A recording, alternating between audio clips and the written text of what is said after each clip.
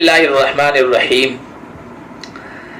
اس دنیا کا ہر انسان یہ چاہتا ہے، اس کی تمنا اور آرزو ہے کہ دنیا میں اسے اسباب مل جائیں، زندگی گزارنے کے جو ذرائع ہیں وہ میسر آ جائیں، اس کے پاس اپنا مکان ہو، اور اگر مکان ہے تو اس کی تمنا یہ ہوتی ہے کہ کشادہ ہو، لمبا چوڑا ہو، تنگی محسوس نہ ہو۔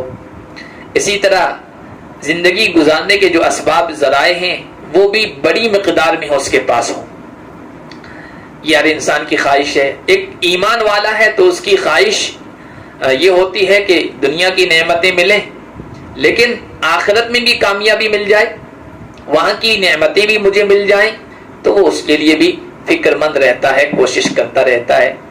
اور ہمارا دین جامع دین ہے، یعنی اس نے آخرت کو بھی نظر انداز نہیں کیا ہے اور دنیا کو بھی نظر انداز نہیں کیا ہے، اگنور نہیں کیا ہے، بلکہ اللہ کے نبی صلی اللہ علیہ وسلم کی دعائیں دیکھیں تو دنیا اور آخرت دونوں مانگی گئی ہے۔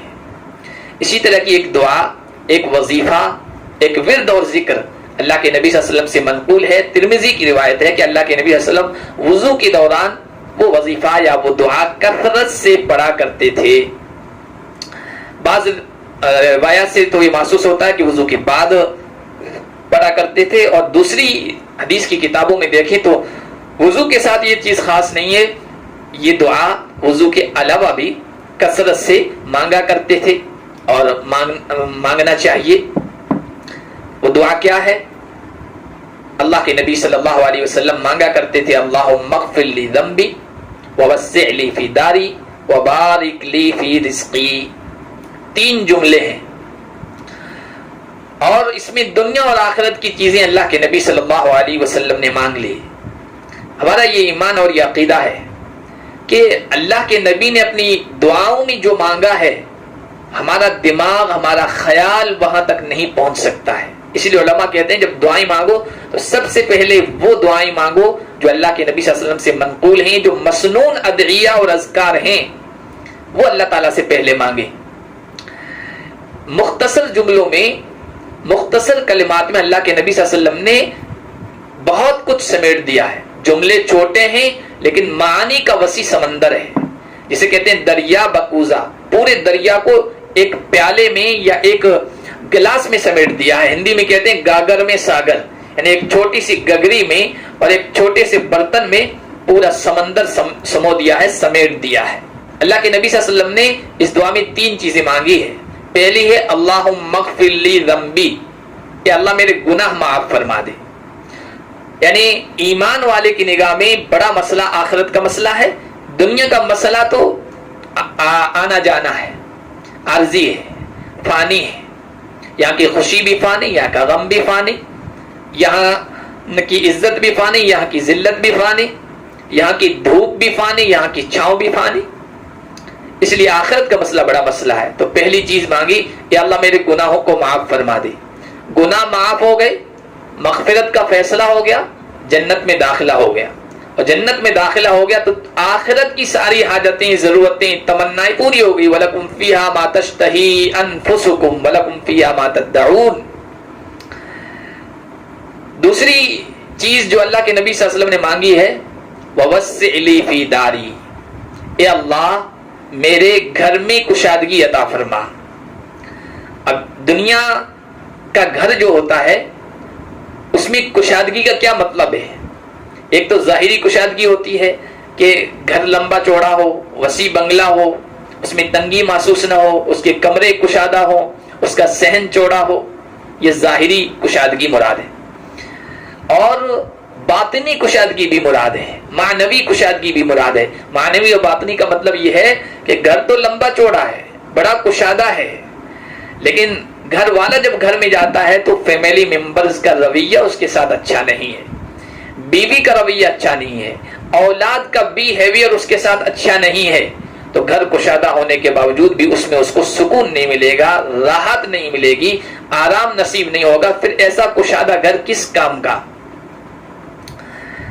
اور کشادگی میں یہ بھی ہے کہ گھر کے افراد کے دل ملے ہوئے ہوں، گھر کے افراد کے دل ملے ہوئے ہوں گے تو اس گھر میں سکون نصیب ہوگا۔ تو یہ گھر کی کشادگی کا مطلب ہے ظاہری کشادگی بھی اور معنوی کشادگی بھی۔ اسی لیے اللہ کے نبی صلی اللہ علیہ وسلم نے گھر کی ٹیپ ٹاپ، گھر کی آرائش و زیبائش خوبصورتی نہیں مانگی، گھر کی کشادگی مانگی ہے۔ یہ ہے مانگنے کی چیز۔ تیسری چیز جو اللہ کے نبی صلی اللہ علیہ وسلم نے اس دعا میں مانگی ہے وہ ہے وبارک لی فی رزقی، میرے رزق میں برکت عطا فرما۔ یہ نہیں کہا کہ رزق میں زیادتی، کثرت، بڑھوتری، بلکہ یہ کہا کہ برکت عطا فرما، اور برکت ہی اصل چیز ہے۔ بعض مرتبہ روزی تو بہت ہے، پیسے تو بہت ہیں، دولت کے ڈھیر اور انبار ہیں، اور دنیا کے اسباب کی کوئی کمی نہیں ہے، لیکن جو ان کا مقصد ہے کہ سکون نصیب ہو جائے، وہ سکون ہے ہی نہیں۔ شاندار بنگلہ ہے، آرام دہ بستر ہیں، اور دنیا کی ساری نعمتیں ملی ہوئی ہے، لیکن اس بنگلے کے اندر نیند نہیں آ رہی، رات بھر کروٹیں بدلتا رہتا ہے، نیند لانے والی گولیاں بھی استعمال کرتا ہے، پھر بھی بے چینی رہتی، تو پھر اس گھر میں، اس مال میں، ان اسباب میں برکت نہیں ہے۔ اور بعض مرتبہ ایسا ہوتا ہے جھونپڑی والا انسان ہے، زیادہ اسباب اس کے پاس نہیں ہے، لیکن برکت ہے تو دن بھر محنت مزدوری کرتا ہے، رات کو آتا ہے، جو کھانا میسر ہے کھاتا ہے، 8 گھنٹے کی بھرپور نیند لیتا ہے، صبح تازہ دم ہو کر، نشیط ہو کر اپنے کام پر چلا جاتا ہے، کوئی اس کو فکر نہیں ہوتی ہے۔ یہ ہے برکت۔ تو اصل برکت ہے، آج کل برکت اٹھ گئی ہے، ہر چیز میں برکت اٹھ گئی ہے، تو دیکھو رونا ہی رونا ہے، وقت میں برکت نہیں ہے، اسباب میں برکت نہیں ہے، صحت میں برکت نہیں ہے، جسم میں برکت نہیں ہے، اور کسی چیز میں برکت نہیں۔ تو اللہ کے نبی صلی اللہ علیہ وسلم نے یہ جامع دعائیں سکھائی ہے۔ ان دعا کو، اس وظیفے کو اور اس ذکر کو کثرت سے مانگتے رہنا چاہیے، وضو کے دوران بھی، نماز کے بعد بھی، اور دوسرے موقعوں پر بھی۔ کبھی نہ کبھی اللہ تعالیٰ سن لے گا، اس سے بہتر آپ کو کوئی وظیفہ نہیں مل سکتا ہے۔ اس لیے آپ پریشان ہیں گھر کے لیے، مکان کے لیے، رہائش کے لیے، دنیا کے رزق اور دنیا کے اسباب کے لیے، تو آپ اس ورد کو، اس وظیفے کو اپنا لیں۔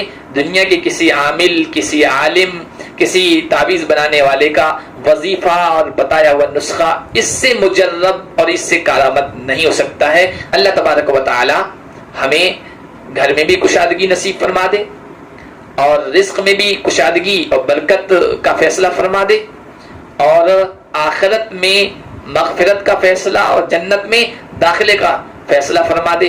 اس سے بڑھ کر سعادت اور کچھ نہیں ہو سکتی ہے۔